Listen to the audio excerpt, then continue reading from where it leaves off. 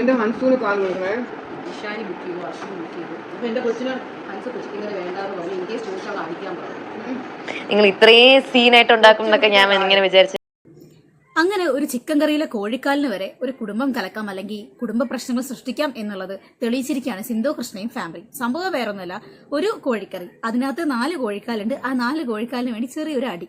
അപ്പോൾ ആൾക്കാരെയായിരിക്കും ഓ കോഴിക്കാൽ വരെ ഇപ്പോൾ കണ്ടന്റ് ആയാലും. സംഭവം അതൊന്നുമല്ല. ആ ഒരു വീഡിയോ അവർ പോസ്റ്റ് ചെയ്തതിന് ശേഷം ഒരുപാട് പേര് മറ്റേ അശ്വിൻ എന്ന് പറയുന്ന പയ്യൻ അവളുടെ വീട്ടിൽ പോയി നിൽക്കുന്നതുകൊണ്ടും അച്ചി വീട്ടിൽ പെറ്റ് കിടക്കുന്നു എന്നുള്ള സ്റ്റേറ്റ്മെന്റ് തുടർച്ചയായിട്ട് പറയുന്നത് കണ്ടതുകൊണ്ടാണ് ഞാൻ ഈ ഒരു വീഡിയോ ചെയ്യുന്നത്. ഒരു പുരുഷൻ ഭാര്യ വീട്ടിൽ കുറച്ച് ദിവസത്തെ കൂടുതൽ നിന്ന് കഴിഞ്ഞാൽ അച്ചി വീട്ടിൽ പെറ്റ് കിടക്കുകയാണെന്ന് നിങ്ങൾ പറയുന്നുണ്ടെങ്കിൽ, ഒരു സ്ത്രീ ഭർത്താവിൻ്റെ വീട്ടിൽ നിന്ന് കഴിഞ്ഞാൽ നിങ്ങൾ അതിന് എന്താണ് പറയുന്നത്? അപ്പോൾ എല്ലാവരും പറയുമോ അത് നാട്ടു നടപ്പാണ് എന്നുള്ളത്. നാട്ടു നടപ്പാണെങ്കിലും ഇതേമാതിരിയുള്ള കുറേ ഇൻസിഡൻസും കാര്യങ്ങളും ഭാര്യ ആ വീട്ടിൽ ഫേസ് ചെയ്യുന്നുണ്ടാവും. എന്തായാലും സിന്ധു കൃഷ്ണേൻ്റെയും അശ്വിൻ്റെയും എല്ലാവരുടെയും കോഴിക്കാലടി ഒന്ന് കാണാം. ഞാൻ കണ്ടു ഇവിടെ ഉണ്ട്. എന്റെ മനസ്സിന് കാൽ കൊടുക്കണേ. ഇഷാനി ബുക്ക് ചെയ്തു, അർഷുൻ ബുക്ക് ചെയ്തു. അപ്പോൾ എൻ്റെ കൊച്ചിന് ഹൻസ് കൊച്ചിങ്ങനെ വേണ്ടാന്ന് പറഞ്ഞു. ഇൻ കേസ് ചോദിച്ചാൽ അടിക്കാൻ പറഞ്ഞു. നിങ്ങൾ ഇത്രയും സീനായിട്ട് ഉണ്ടാക്കും എന്നൊക്കെ ഞാൻ ഇങ്ങനെ വിചാരിച്ചു തന്നെ. വലിയ കുട്ടിക്ക് കാല് വേണ്ട. എന്തെങ്കിലും ബാക്കി ഉണ്ടെങ്കിൽ നാല് കാലുണ്ട്. ഇത് ഇവിടെ ഒന്നുണ്ട് അല്ലേ? ഈ കുട്ടിക്കാല്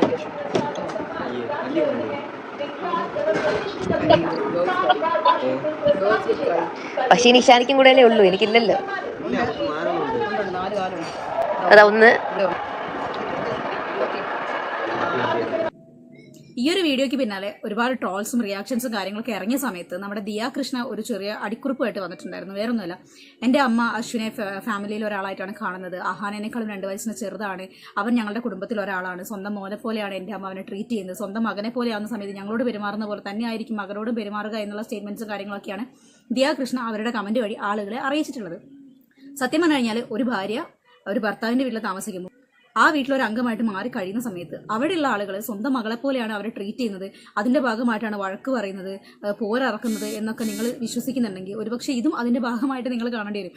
അശ്വിൻ അവിടെ സ്വന്തം മകനെ പോലെ ആ അമ്മ കണക്കാക്കിയതുകൊണ്ടായിരിക്കും ചിലപ്പോൾ അത്രയും ഓവർ ഫ്രീഡം എടുത്തിട്ട് അവനെ കളിയാക്കുന്ന പോലെ കാര്യങ്ങൾ സംസാരിച്ചിട്ടുണ്ടാവുക എന്നുള്ളതും കൂടെ നിങ്ങൾ ചിന്തിക്കണം. എപ്പോഴും ഒരു സൈഡിൽ മാത്രം ബയാസായിട്ട് ഇങ്ങനെ ചിന്തിക്കരുത്. ഇതിൽ വ്യക്തമായിട്ട് നമ്മുടെ ദിയ പറയുന്നുണ്ട്, അശ്വിൻ മരുമകനായതുകൊണ്ട് എൻ്റെ അമ്മ അശ്വിൻ്റെ കാലിൽ വീഴണമോ, ഏതു നേരം ബഹുമാനം കൊടുത്തുകൊണ്ട് നടക്കണമോ എന്നുള്ള കാര്യങ്ങളൊക്കെ അതിൻ്റെ ഒന്നും ഒരു ആവശ്യമില്ല. അശ്വിൻ്റെ അമ്മ ദിയനോട് അങ്ങനെയൊന്നും ചെയ്യുന്നില്ല എന്നും അവർ പറയുന്നുണ്ട്. സോ അവിടെ അവർ പറയുന്ന ഈക്വാലിറ്റിയാണ്.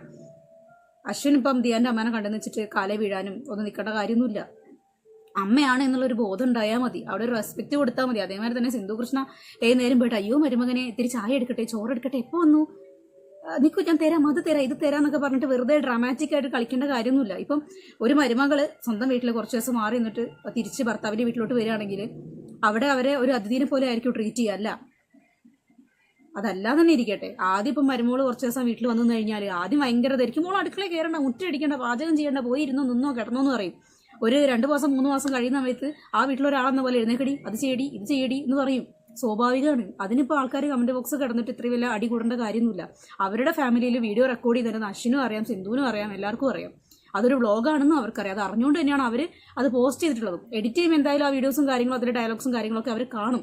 അത് കാണുന്ന സമയത്ത് അവർക്കത് കുഴപ്പമില്ല, ആക്സെപ്റ്റബിൾ ആണ് എന്ന് തോന്നിയിട്ട് അവർ പോസ്റ്റ് ചെയ്തിട്ടുണ്ടെങ്കിൽ അത് കണ്ടിട്ട് നമ്മളെ ബുദ്ധിമുട്ട് അറിയിക്കേണ്ട കാര്യം എന്താണ്?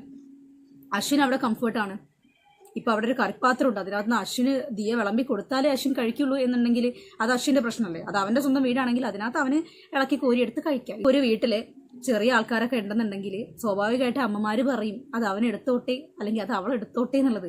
ഇപ്പം ഞാനാണെങ്കിലും എനിക്കൊരു ചേച്ചിൻ്റെ ഒരു അനിയത്തിയുണ്ട്, അവരുടെ കേസിലാണെങ്കിലും എൻ്റെ അമ്മ ഇടയ്ക്ക് പറയും ചെറുത് അവളല്ലേ, അത് അവൾക്ക് കൊടുക്ക് എന്ന് പറയും.